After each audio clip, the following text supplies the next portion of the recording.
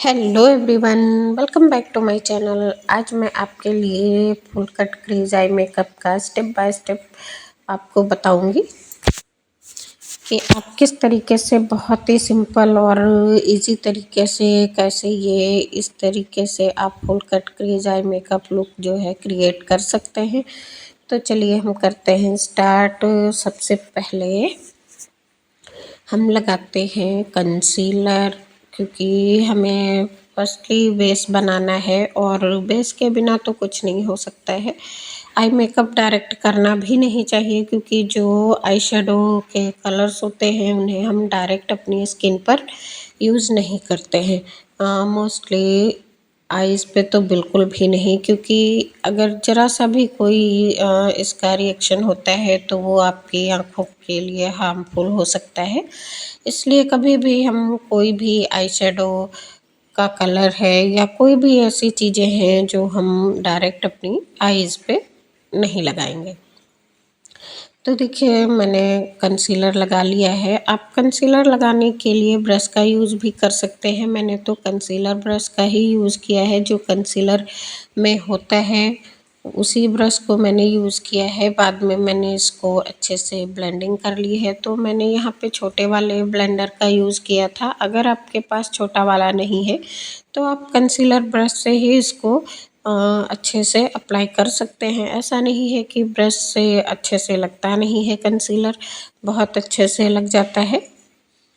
और उसके बाद हम सेटिंग पाउडर से इसको सेट कर लेंगे। और अंडर आई एरिया पे हम जो हमारा नीचे का एरिया होता है आँखों के, उस पे हम बहुत अच्छे तरीके से पाउडर लगाएंगे और उसको सेट करेंगे, क्योंकि यहाँ पे थोड़ा आप एक्स्ट्रा पाउडर लगा लीजिए, जिससे क्या होगा, जो आपके पार्टिकल्स गिरेंगे जब आप शेडोज़ यूज़ करेंगे, आई शेडो जब हम कलर डिपॉजिट करते हैं तो कुछ ना कुछ पार्टिकल्स नीचे गिर जाते हैं, तो उन्हें डस्ट ऑफ करने में आपको बहुत आसान रहेगा। इसलिए नीचे की साइड आप ज़रूर थोड़ा सा ज़्यादा पाउडर लगा लीजिए, और नहीं तो आपका बेस जो है वो ख़राब हो जाएगा। फिर मैंने अपने फ्लफ़ी ब्रश में पिक किया है पिंक शेड, और उसको हम जो हमारी अपर आईलिड है उसकी जो क्रीज एरिया है, आउटर जो अपर क्रीज एरिया है, वहाँ पे लगाएंगे और इसको अच्छे से ब्लेंड करेंगे। यहाँ पे हम यूज़ करते हैं फ्लफ़ी ब्रश, जो हमारा थोड़ा ज़्यादा मोटा सा ब्रश होता है आई शेडोज़ का, उसको यूज़ करेंगे, जिससे हमें ब्लेंडिंग में आसानी रहे और ब्लेंडिंग बहुत अच्छे से हो। तो इसको हम राउंड राउंड करते हुए ये पूरा हम आई शेडो जो है इसको फैलाएंगे। इसको इस तरीके से ब्लेंड करना है कि कहीं कम कहीं ज़्यादा ऐसा ना लगे। और फिर जब हम इसको अच्छे से ब्लेंड कर लेंगे तब हम आगे का काम करेंगे। और आपको जैसे अगर आप अपनी किसी ब्राइड पे काम कर रहे हैं तो आप दोनों साइड की आइज़ को साथ में लेके चलें। जिससे होगा क्या कि आपका जो बैलेंस है वो अच्छे से बना रहेगा। कोई मतलब इधर कम या उधर ज़्यादा ऐसा नहीं हो पाएगा, क्योंकि एक बार अगर आपने पूरा कर लिया तो आपको थोड़ी सी बाद में प्रॉब्लम हो जाएगी उसको सही करने में। इसलिए हम दोनों साइड पे एक साथ ही काम करेंगे, इक्वली काम करते चलेंगे। यहाँ पे तो मैंने कर लिया है काम, लेकिन आपको मैं बता रही हूँ, क्योंकि जब हम सीख रहे होते हैं, आपके ही साथ नहीं, ऐसा सभी के साथ होता है। स्टार्टिंग में सबके साथ इसी तरीके की प्रॉब्लम्स आती हैं। ऐसा नहीं है कि हमने बिल्कुल अच्छे से पहले से ही आता था, नहीं, हमने भी इसी तरीके से प्रैक्टिस करते हुए ही सीखा है। तो कभी कभी हमसे भी ऐसी प्रॉब्लम्स हो जाती थी कि कभी हमने पहले कर लिया तो उसमें ज़्यादा हो गया या कम हो गया, तो उसको बैलेंस करना थोड़ा मुश्किल होता है। और देखिए, हम फुल कट क्रीज बनाएंगे तो हम लेंगे अपना एक कंसीलर ब्रश और उसको अच्छे से हम थोड़ा सा अच्छे से उसको पतला कर लेंगे। जैसे हम जब ड्राइंग करते हैं तो हम अपने ब्रश को प्लेट पे बार बार लगाते हैं, जिससे कि उसकी जो टिप है वो पतली हो जाए। इसी तरीके से हम अपने इस ब्रश की भी टिप को पतला करेंगे, जिससे कि जो हम काम करें वो बहुत ही अच्छी सी फिनिशिंग के साथ में हो। अब देखिए आप कैसे कितना अच्छा बन गया है। तो ये देखिए ये वाली इस वाली आई का मेकअप मैंने कंप्लीट कर लिया था। अब इधर मैं आपको पूरा एक्चुअल में बताऊंगी कि किस तरीके से हमने क्रिएट किया है। और ये देखिए हमने टिप को पतला किया और उससे हमने कंसीलर को अप्लाई किया है। और यहाँ पे हम एप्लीकेशन जो करेंगे वो जो हमने एक हमारी जो आँखों की शेप होती है उसी के अकॉर्डिंग ही हम यहाँ पे अपनी क्रेज़ लाइन बनाएंगे। और उसको अच्छे से ब्लेंड करते हुए मतलब एकदम शार्प सी हमारी लाइन बने, इसलिए हम ब्रश को बहुत ही आराम से कंसीलर के साथ में इसको फैलाएंगे। और इनर कॉर्नर पे जब भी हम काम करते हैं तो हमें बहुत ही सावधानी से करना होता है, क्योंकि यहाँ पे ही सबसे ज़्यादा प्रॉब्लम होती है कि कलर इधर उधर अगर ज़रा सा भी लग गया तो पूरा मेकअप हमारा बिल्कुल हमारी सारी मेहनत पे पानी फिर जाता है। तो यहाँ पे हम अच्छे से इसको पूरी ये बना लेंगे। और जब हम इनर कॉर्नर पे काम करते हैं तब हम पॉइंटेड ब्रश लेते हैं। जैसे मैंने आपको बताया था ना, अपर आईलिड पे जब हम काम करते हैं तो हम फ्लफी ब्रश लेते हैं, और जब हम इनर कॉर्नर पे काम करते हैं तो हम पॉइंटेड ब्रश लेते हैं और उसके साथ में वर्क करते हैं, जिससे कि हमारा जो कलर डिपॉजिट करते हैं वो कहीं इधर उधर बाहर की साइड ना जाए, और अच्छे से हमारा जो इनर कॉर्नर है वो बहुत अच्छे से कंप्लीट हो जाए। तो देखिए इस तरीके से मैंने इसको कर लिया है। और अब आप देख रहे हैं बिल्कुल भी इधर उधर नहीं लगा है और बहुत अच्छे से अप्लाई हो गया है। और उसके बाद हम लेंगे एक फ्लैट ब्रश और उससे हम अपना सेंटर का जो हमारी हमने क्रीज लाइन बनाई होती है वहाँ पे हम फ्लैट ब्रश से काम करते हैं, क्योंकि वहाँ पे जब हम फ्लैट ब्रश यूज़ करते हैं तो हमारा कलर बिल्कुल बाहर की साइड नहीं जाता है। अगर हमारा जो हमने जैसे अपर आईलिड पे जो भी कलर यूज़ किया था और जो हम अपनी जो क्रीज है सॉरी उसके अंदर जो भी हम कलर पिगमेंट जो है यूज़ करेंगे, अगर दोनों एक में मिक्स हो गए तो हमारा पूरा कट क्रीज जो है क्रीज हमारी जो है वो ख़राब हो जाएगी। इसलिए वहाँ पे हम फ्लैट ब्रश यूज़ करते हैं। और देखिए जब भी मुझे कोई पिगमेंट यूज़ करना होता है, जब मुझे ये दिखाना होता है कि ये बहुत अच्छा है, तो मैं हमेशा अपनी फिंगर टिप यूज़ करती हूँ। और यहाँ पे मैंने जो आई बॉल है उस पे अपनी फिंगर टिप से कलर डिपॉजिट किया है। तो आप भी जब भी कभी आपको सिमर लगाना हो तो आप अपनी फिंगर टिप यूज़ कर सकते हैं। आप ब्रश से भी अप्लाई कर सकते हैं, ऐसा नहीं है कि ब्रश यूज़ नहीं कर सकते हैं। लेकिन जब भी हम सिमर यूज़ करते हैं तो फिर अगर हम अपनी फिंगर टिप से लगाते हैं तो उसका जो पिगमेंट है वो बहुत अच्छा आता है। और आउटर कॉर्नर पे अगर हमें विंग बनानी है तो हम एंगुलर ब्रश लेंगे। आप देखते होंगे कि हमारे ब्रश सेट में एक ऐसे भी 2-3 ब्रश होते हैं जो थोड़ा सा तिरछे कटे हुए होते हैं, वो होते हैं एक्चुअल में एंगुलर ब्रश। और उनको हम आउटर कॉर्नर पे जब हमें विंग बनानी होती है या फिर किसी भी चीज़ को हमें एक शार्प सा लुक देना होता है, कॉर्नर जहाँ पे हमें बनाने होते हैं हम वहाँ पे उनका यूज़ करते हैं। तो इस तरीके से देखिए उसी से मैंने ये कलर अप्लाई किया है। और उसके बाद हम इसको अच्छे से ब्लेंड कर लेंगे। सारे कलर्स को हम इस तरीके से ब्लेंड करेंगे कि तीनों कलर हमारे अलग अलग ना दिखे। मैंने इनर कॉर्नर पे येलो शेड अप्लाई किया है, बीच में थोड़ा लाइट ग्रीन अप्लाई किया है और आउटर कॉर्नर पे मैंने डार्क ग्रीन अप्लाई किया है। तो आपको इन सारे कलर को मिक्स और मैच करना रहता है, तो तब हमें इन सारी चीज़ों का ध्यान रखना पड़ता है। फाइनली हम ब्लेंडिंग कर लेते हैं जिससे कि हमारे कोई भी कलर आपस में अलग अलग ना दिखे, अच्छे से ब्लेंड हो जाए।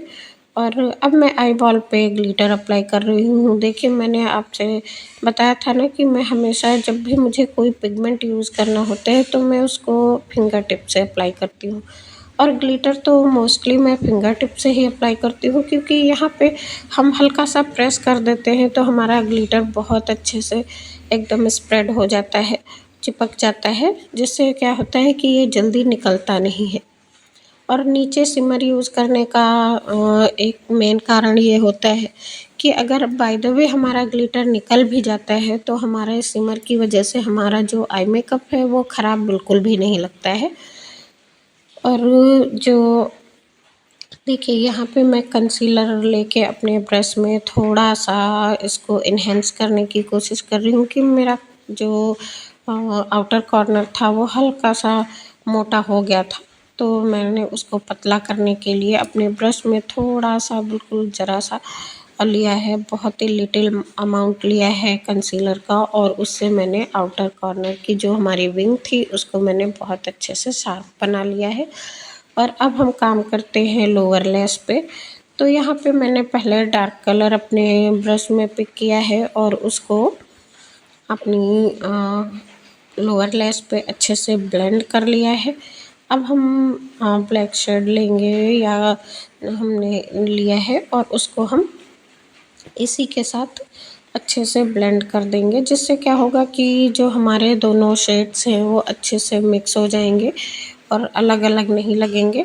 और हम फिर काजल लगा के भी हम इसको अच्छे से ब्लेंड कर देंगे, जिससे कहीं भी कोई भी अलग से कोई भी वो ना लगे। और क्योंकि जब ब्लेंडिंग अच्छे से हो जाती है तो हमारा जो आइज़ का शेप है वो तो इंक्रीज़ होता ही है, साथ साथ में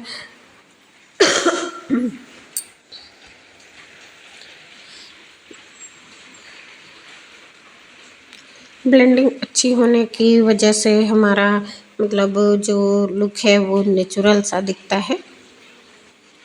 और हमारी जो लोअर लैसेस है ना वो भी बहुत अच्छी एकदम थिक से दिखने लगती हैं, किसी किसी के नीचे बहुत कम होती हैं।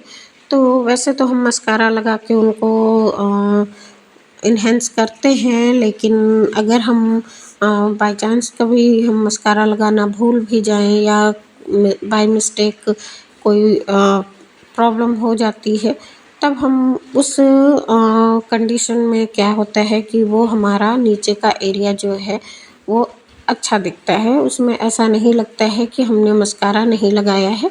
वैसे ये गलती कभी ना करें कि मस्कारा ना लगाएं। मस्कारा लगाने से आँखों का जो लुक होता है वो बहुत ही ज़्यादा इंक्रीज़ हो जाता है, बहुत ब्यूटीफुल दिखता है। तो आप यहाँ पे मस्कारा लगाना भूलें बिल्कुल भी नहीं। लेकिन हाँ, अगर कभी बाय चांस ऐसा होता है कि आप भूल जाते हैं तब कोई भी प्रॉब्लम नहीं होती है। अब देखिए, अब इसको भी हम अच्छे से जो हमने काजल अप्लाई किया है इसको भी हम अच्छे से अपने ब्रश को लेंगे और यहाँ पे आप एंगुलर ब्रश ले सकते हैं और उसकी हेल्प से आप इसको अच्छे से ब्लेंड कर लीजिए। और जब भी आप इसको अच्छे से ब्लेंड कर देंगे तो आपका जो आई मेकअप का लुक है वो बढ़िया सा निकल के आएगा। देखिए ये हो गया है कंप्लीट। अब हम लगाते हैं लाइनर। यहाँ पे लाइनर मैंने यूज़ किया है लैक्मे का लिक्विड लाइनर है।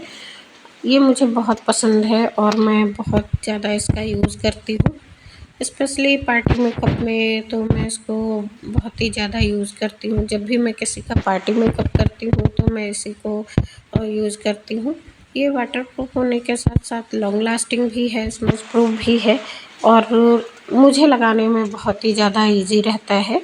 और अगर आप जेल आईलाइनर अप्लाई करते हैं तो आप अपने एंगुलर ब्रश से यूज़ कर सकते हैं, और अगर आप लिक्विड आईलाइनर लगाते हैं तो उसके साथ में ब्रश होता है। साथ में हमारे ब्रश सेट में भी एक ब्रश होता है जो हम लाइनर लगाने के लिए यूज़ करते हैं, स्पेशली वो लाइनर लगाने के लिए ही होता है, तो आप उसको भी यूज़ कर सकते हैं अगर आपको छोटे ब्रश के साथ काम करने में कोई प्रॉब्लम होती है। क्योंकि मोस्टली क्या होता है कि जो हमारे लाइनर के साथ में ब्रश होते हैं वो छोटे ही होते हैं, बहुत ज़्यादा उनकी लंबाई नहीं होती है। तो फिर आप उसके अगर आपको छोटे ब्रश के साथ काम करने में कोई प्रॉब्लम होती है तो आप उस ब्रश का यूज़ कर सकते हैं जो हमारे ब्रश सेट में होता है। और इस तरीके से देखिए इसका जो ब्रश होता है वो बहुत ही पतला सा होता है और हमें बिल्कुल भी कोई प्रॉब्लम नहीं होती है लगाने में। और इस तरीके से देखिए, क्योंकि मैंने शैडोज़ की भी विंग बनाई थी और मुझे यहाँ पे इनकी लंबी सी विंग बनानी थी, जिससे कि जो हमारा आई का लुक है वो बहुत अच्छा है। इस तरह का आपने देखा होगा कि अक्सर आप बंगाली जो ब्राइड्स होती हैं, आपने उन पे इस तरीके का आई मेकअप लुक देखा होगा, बहुत सुंदर लगता है। और उनकी आँखों का आप शेप देखते हो कितना बड़ा लगने लगता है। तो जब भी हमको अपनी आँखों को बड़ा दिखाना है तब हम इस तरीके का आईलाइनर अप्लाई कर सकते हैं। और हाँ, सभी आँखों पे ऐसा नहीं जाएगा, क्योंकि बहुत सारी आँखों का शेप इतना छोटा होता है कि अगर उस पे हम बहुत मोटा आईलाइनर लगा देंगे तो वो बिल्कुल अच्छा नहीं लगेगा। इसलिए आँखों के शेप को थोड़ा-सा ध्यान में रखते हुए ही हमेशा आप आईलाइनर अप्लाई कीजिए। मुझे बहुत कोल्ड हो गया है, इसलिए हो सकता है आपको थोड़ी-सी प्रॉब्लम हो। देखिए इस तरीके से बातों-बातों में हमारा आई मेकअप भी कंप्लीट हो गया है और अब मैंने आईलाइनर भी लगा लिया है। अब क्या बचा है हमारा, हाँ, अभी हमारा हाइलाइटर और आईब्रो फिलिंग का काम बचा है, तो अब हम इसको भी कर लेते हैं। इस साइड मैंने आईलाइनर नहीं लगाया था, तो अब हम यहाँ का भी आईलाइनर कंप्लीट कर लेते हैं। और ये देखिए हो गया है हमारी आईलाइनर की एप्लीकेशन इधर भी कंप्लीट। आपको यहाँ पे बहुत पेशेंस रख के काम करना होगा, क्योंकि आईलाइनर लगाना बहुत ही मुश्किल काम होता है। आई मेकअप में वैसे तो आपको सारे काम, मुझे पर्सनली मैं बताती हूँ आपको कि आई मेकअप करना मुझे बहुत अच्छा लगता है, क्योंकि यहाँ पे हमको एक साथ कई कलर्स के साथ में क्रिएटिविटी करने का मौका मिलता है। और जब भी मुझे आई मेकअप करना होता है तो मैं इसे बहुत एंजॉय करती हूँ, कि क्योंकि इतने सारे कलर्स के साथ में काम करना बहुत ही अच्छा होता है और मुझे बहुत पसंद है। तो मैं ये आई मेकअप बहुत मन से करती हूँ। आप जब भी कोई काम मन से करेंगे ना तो वो बहुत अच्छा होता है। और अब हम करते हैं आईब्रो को फिल, और इसके लिए मैंने लिया है जो हमारा पाउडर आईब्रो फिलर होता है, मैंने उसको लिया है। और क्योंकि देखिए मेरी जो ये मॉडल है आप देख रहे हैं, इनकी आईब्रोज़ में मुझे बहुत ज़्यादा वर्क करने की ज़रूरत नहीं है, क्योंकि पहले से ही इनकी जो आईब्रो है वो थिक है, कोई ऐसा नहीं है कि बहुत कम है। हेयर ग्रोथ भी अच्छी है इनकी, तो मुझे बहुत ज़्यादा वर्क करने की, जब भी आपको बहुत ज़्यादा मतलब जो हमारी आईब्रोज़ हैं अगर वो हैं ठीक-ठाक, तो आपको वहाँ पे ज़बरदस्ती का कुछ भी नहीं लगाना है। आपको केवल उनको शार्प करना है, फिनिशिंग देनी है, बाकी कुछ नहीं करना है। आपको एक शेड देना है, जो आप अगर ब्लैक है उनकी ब्रोज तो आप थोड़ा सा ब्राउन शेड लीजिए और उसी को हल्का-हल्का सा जो उनका शेप है उसको करेक्ट कर दीजिए और अच्छे से उस पे उसको बैलेंस कर दीजिए, ब्लेंड कर दीजिए, जिससे कहीं भी कम ज़्यादा ना लगे और अच्छे से ब्लेंड हो जाए। ये देखिए मुझे ज़्यादा काम करने की ज़रूरत नहीं थी। और इनर जो हमारा आईब्रो का जो आगे का पार्ट होता है वहाँ पे हम ब्लैक बिल्कुल नहीं लगाएंगे, वहाँ पे हमको ब्राउन कलर के साथ में ही काम करना है। और जो हमारा सेंटर का पार्ट होता है वहाँ पे हम हल्का सा ब्लैक और ब्राउन दोनों को मिक्स करते हुए काम करेंगे। और फिर हम लेंगे ये हमारा जो मैं यूज़ कर रही थी अभी, ये हमारा मस्कारा बॉन्ड होता है, इससे हम मस्कारा अप्लाई करते हैं। तो आप इससे अच्छे से इनको कॉम्ब कर दीजिए, जिससे क्या होगा कि आपने जो भी पाउडर लगाया होगा उसमें जो एक्स्ट्रा होगा वो निकल जाएगा और जो भी आपने लगाया है वो पूरी आईब्रो पे एकदम इक्वली फैल जाएगा। तो इससे क्या होगा कि आपका बहुत अच्छे से मिक्स हो जाएगा और आपकी जो आईब्रो है उसका कलर एकदम सेम हो जाएगा, एक ही जैसा पूरी आईब्रो का।